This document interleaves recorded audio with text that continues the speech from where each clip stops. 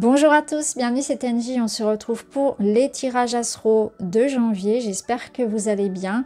J'en profite pour vous souhaiter une très bonne année et vous inviter à voir la guidance de votre année 2025 pour chaque signe astro. Vous savez, je fais tous les ans les 12 vidéos. Vous pouvez regarder votre signe solaire, votre ascendant, votre lunaire. Je vous invite à conserver cette vidéo, celle de l'année, et de la revoir fin d'année 2025 pour faire le point. Et vous pouvez également faire la même chose avec celle de l'année 2024. C'est toujours intéressant. J'ai eu d'excellents retours sur les guidances 2024, donc ça fait toujours plaisir et c'est toujours très intéressant de voir effectivement comment ça s'est produit dans la matière, tout ce qui avait pu être vu, prédit par les cartes. Alors ce mois-ci il n'y aura pas d'extension, je n'en ai pas eu le temps. J'ai des projets qui en parallèle me prennent beaucoup de temps, donc je vous remercie de votre compréhension. N'hésitez pas à mettre un petit like, à commenter, à vous abonner. Vous savez, YouTube est pas toujours très sympa. Merci à tous, je vous embrasse et je vous souhaite une très belle lecture. À tout de suite. Bonjour les Capricornes, bienvenue dans votre tirage. Je prépare les cartes, on se retrouve tout de suite. Voilà, allez, on y va. On va aller regarder pour commencer une vue d'ensemble de votre mois de janvier. Ok, allez, on commence avec la reine d'épée. La reine d'épée, elle va vous apporter du discernement, de la lucidité, cette capacité à voir les choses comme elles sont et à prendre les décisions qui doivent être prises. En se détachant d'un aspect émotionnel, là, s'il faut prendre une décision radicale, vous le ferez.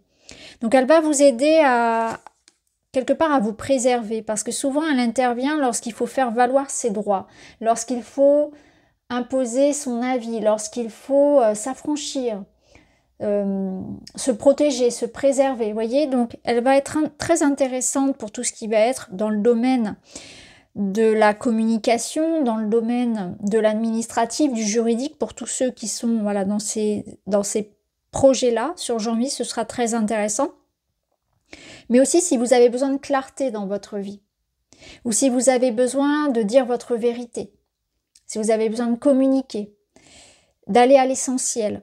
Donc elle vous permet vraiment d'y voir clair, d'avoir une bonne réflexion, d'avoir une lucidité, d'être objective aussi envers vous-même, envers une situation, et de prendre les décisions qui seront nécessaires.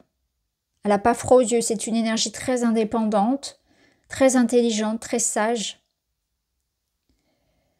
Donc on peut compter sur elle pour être objective, lucide et franche, directe, honnête. Hein. Donc c'est cette énergie-là d'honnêteté, de franchise. Donc elle arrive souvent quand on a besoin de ça dans sa vie, quand on a besoin de clarté, de lucidité et de régler des situations un petit peu floues. Voilà, elle remet de l'ordre, elle met de la clarté là où il y en a besoin. Exprime ton amour. Vous avez besoin de parler justement, vous voyez, c'est ce que je vous disais. Donc vous avez besoin de dire ce que vous pensez, d'être franc, direct, honnête dans cette situation-là. Vous avez besoin d'exprimer ce que vous ressentez. L'intérêt d'avoir la reine d'épée à votre côté, c'est que du coup, il ne va pas y avoir cette notion de se perdre, de se laisser quelque part bouffer par l'émotionnel. Au contraire, là, elle va vous donner une certaine forme de clarté dans ce que vous ressentez. Donc ça va être très intéressant d'avoir ces deux énergies-là. Elle va vous aider à clarifier, peut-être à mettre de l'ordre dans vos affaires relationnelles et sentimentales. Ça, on va le voir après tout à l'heure.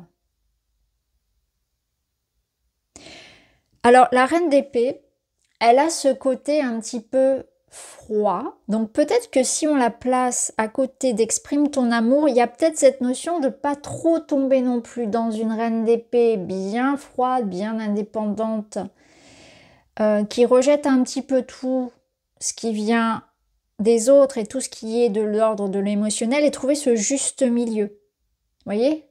Pas être trop bisounours, pas être trop dans le sacrifice, ce qu'aurait tendance à faire la reine de coupe, mais être dans ce juste milieu parce qu'il y a quand même cette idée qu'il ne faut pas non plus s'enfermer dans une sorte ici de barricade. Hein. C'est un peu la reine des neiges. C'est un peu ça. Donc c'est ce juste milieu ici et ce discernement en fait au niveau du cœur, au niveau du relationnel. pour quand même avoir une certaine forme de tendresse, d'empathie, de démonstration de ses sentiments, peut-être dans certains cas, de présence en fait, de chaleur, de ne pas se couper complètement de ce qu'on ressent et des autres. Ici, on vous dit: je suis fière de mon immense succès. Quelle opportunité puis-je saisir aujourd'hui? Fertilité, chance et récompense. Donc là, dans la matière, on a cet aspect d'abondance positive, de réussite. Soyez fiers de vous-même. Il y a des situations là qui vont être très favorables pour vous et ça peut signifier ce côté très juridique, administratif, je vous l'ai dit, contractuel. Et la reine d'épée, là, elle vous aidera par exemple à bien vérifier que tout est juste, que tout est en règle, s'il y a des contrats, des signatures, vous voyez, tout ce qui va être comptable, financier, etc., contractuel. Donc ça, elle va vous aider par exemple à ce sujet-là, à ce niveau-là. Être fier de soi. Là, la reine d'épée, c'est aussi cette intelligence, cette présence, en fait. Donc, on voit quand même qu'il y a une certaine forme de réussite. Hein. Je regarde le côté inversé.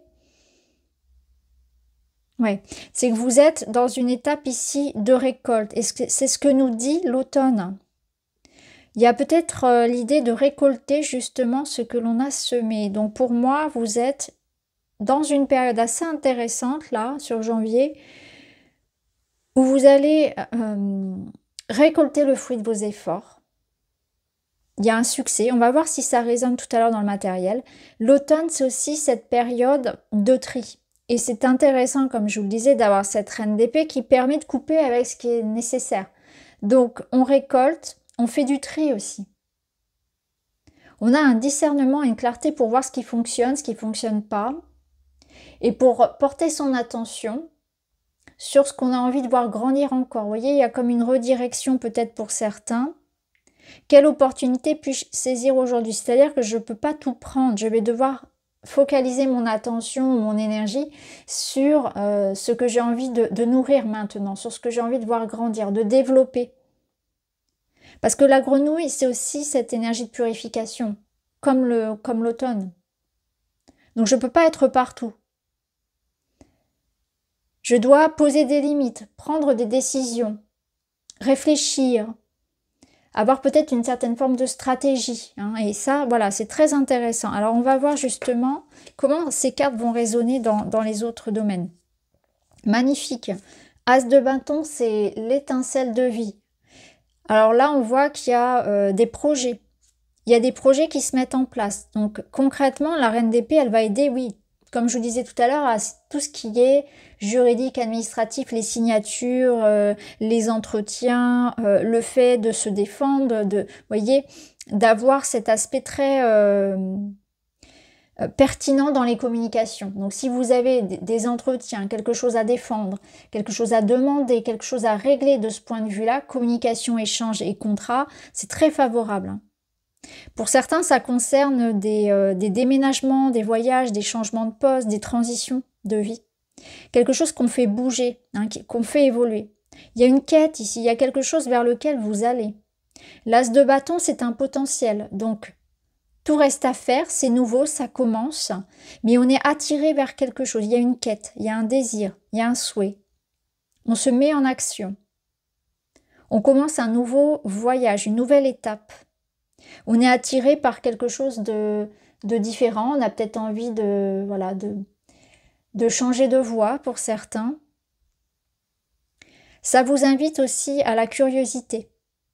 Donc ça vous invite à ouvrir votre esprit parce que la reine d'épée, elle a ce côté, c'est vrai, un petit peu carré quoi. Et là au contraire, je pense que ça va, vous voyez, ça va venir l'assouplir dans ses réflexions. Il se peut que les choses ne se passent pas forcément comme vous le souhaiteriez ou comme vous l'avez prévu, mais il faut se garder cette ouverture d'esprit sur ce qu'on vous propose, sur ce que la vie vous prépare. Ça ne se passera pas forcément toujours comme prévu. Le projet ça peut être quelque chose ici qui vous invite à accueillir toutes les opportunités, à être dans la négociation, dans l'ouverture, dans le compromis peut-être aussi, dans la souplesse de ce qui se passe, dans la fluidité des énergies. Voyez ? Ne pas être trop rigide et fermé comme le serait la reine d'épée, vraiment dans son côté très dur. Mais en tout cas, c'est très beau, là. Il y a vraiment quelque chose qui se met en place, un nouveau projet, quelque chose qui vous parle, une nouvelle passion. Ça peut être un voyage aussi, voilà, cette notion-là de mouvement qui se met en place dans la matière. Alors, au niveau du relationnel, alors c'est très beau, vous avez déjà l'étoile. Et vous avez un 6 de pentacle. Alors, ici, on voit que c'est très beau parce que nous sommes entourés de situations qui nous font nous sentir dans une harmonie. Dans le sens où on se sent en sécurité, on se sent aimé. Il y a quelque chose de très juste dans ce que je donne et ce que je reçois. Ça parle vraiment c'est une carte de générosité, de partage, mais surtout de sécurité. Alors, pour certains, ça peut être l'idée d'avoir justement envie de construire ce côté relationnel. Si c'est le cas, si vous avez envie de faire des rencontres autant en amour qu'en amitié avec des personnes qui vous rendent ce que vous avez à offrir, là c'est le bon mois pour ça. Parce qu'avec l'étoile, il y a comme cette notion de famille d'âme, de connexion très forte, d'avoir cette sensation de se connaître déjà, d'être sur la même longueur d'onde. L'étoile vient répondre à un souhait. De quoi avez-vous envie? C'est peut-être un moment aussi pour utiliser quelque part la visualisation positive pour attirer à vous de belles personnes ou de belles situations. Imaginez la maison de ses rêves, imaginez le partenaire de ses rêves. Et ça demande finalement d'être au clair avec ses intentions. Que voulez-vous vraiment? Si vous voulez l'avoir dans votre vie, déjà il faut savoir à quoi ça correspond. Vous pouvez l'écrire. Ça peut être une façon de faire une lettre à l'univers pour expliquer ce que vous voulez dans votre vie, que ce soit un partenaire, que ce soit une maison, que ce soit par rapport à vous, à votre vie de manière générale, à votre projet. Que voulez-vous vraiment? L'important, quelque part, c'est l'intention. Vous le savez, tout est énergie et je pense que si vous regardez cette chaîne, c'est que vous êtes quand même ouvert sur ça, sur la spiritualité, sur le fait que la magie, elle est partout. Et la magie, elle est aussi dans nos paroles, elle est dans nos pensées, dans nos croyances. Donc c'est important d'être attentif à ça. Mais surtout, là, le pouvoir de l'intention. Que voulez-vous vraiment? C'est important d'être au clair avec ce qu'on veut. Et là, on sent qu'on veut construire, on veut quelque chose de beau. Donc, clairement, là, vous êtes dans un épanouissement au niveau relationnel, dans une construction, dans un partage. Alors, au niveau de votre vie, c'est aussi l'idée d'être soutenu, de faire ce qu'on aime, de s'épanouir, d'être bien dans son corps. Il y a quelque chose qui se construit et qui se stabilise. Donc, c'est très beau. Ça, on ira le développer, bien sûr, dans la guidance relationnelle à part. Alors, la finalité de ce mois. Vous avez le fardeau et le hiérophant. On voit que vous êtes dur avec vous-même. Peut-être que c'est ça, là, c'est cette reine d'épée, ce côté un petit peu dur. Est-ce que vous jugez avec beaucoup de, comment dire, est-ce que vous êtes dur avec vous-même tout simplement? Est-ce que vous avez tendance à en exiger beaucoup de vous-même? Et là, ça va vous demander d'être un petit peu plus doux, de peut-être prendre un temps de repos, de déléguer, de se délester, de se relever. Vous avez beaucoup ici sur le dos.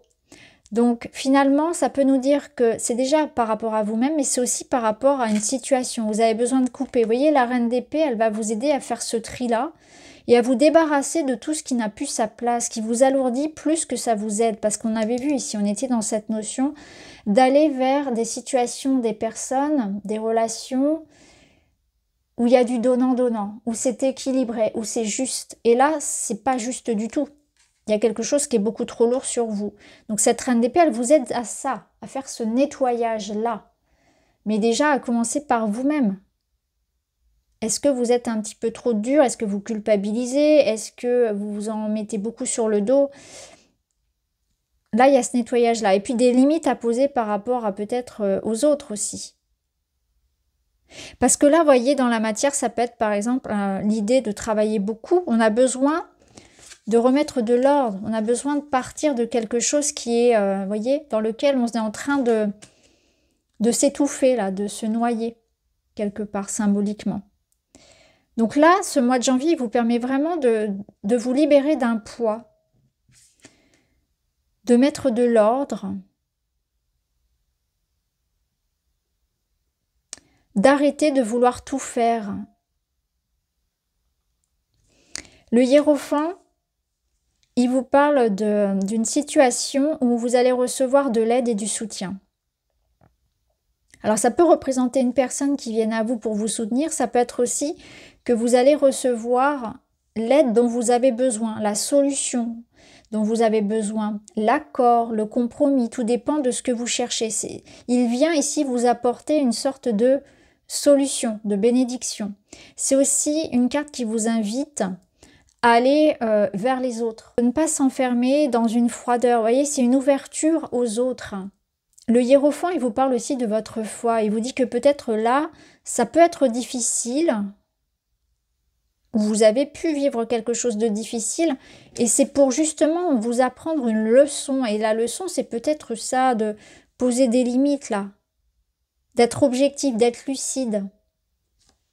Vous avez passé une épreuve. Alors, je ne sais pas ce que vous avez passé, mais en tout cas, il vient valider quelque part la situation. Donc, il vous apporte un contrat, il vous apporte un accord, une solution, une libération. Tout dépend à quel niveau on le ressent. Mais en tout cas, le hiérophant vous apporte finalement la finalité de ce que vous attendiez. Ici, vous avez l'appel. Pardon. Parfois, tu ressens un appel, un désir, une intuition presque viscérale, une pensée qui dépasse toute logique. Et pourtant, tu sais que c'est précisément là que tu dois aller. Écoute cet appel, c'est ton inconscient, tes guides spirituels ou l'univers qui te souffle la bonne direction et confiance en ton ressenti. Alors ça donne, vous voyez, ça donne une nuance au hiérophant. Ça indique bien que vous êtes en connexion avec votre intuition, avec la vie, avec la magie de la vie. Et qu'il y a bien quelque chose qui se passe pour vous et qu'il faut garder la foi, y croire, faire confiance à votre intuition. Et que vous recevez aussi de l'aide, mais de l'aide de l'univers. Il y a vraiment un passage comme ça pour vous important. Et souvenez-vous que vous avez la récolte. Donc, j'ai envie de vous dire, tout va bien se passer. Parce que actuellement, vous êtes dans peut-être une transition. Ça peut chahuter un petit peu, mais en même temps, c'est libérateur. Voilà pour vous les amis, j'espère que ça vous parle. Je vous embrasse et je vous dis à très vite.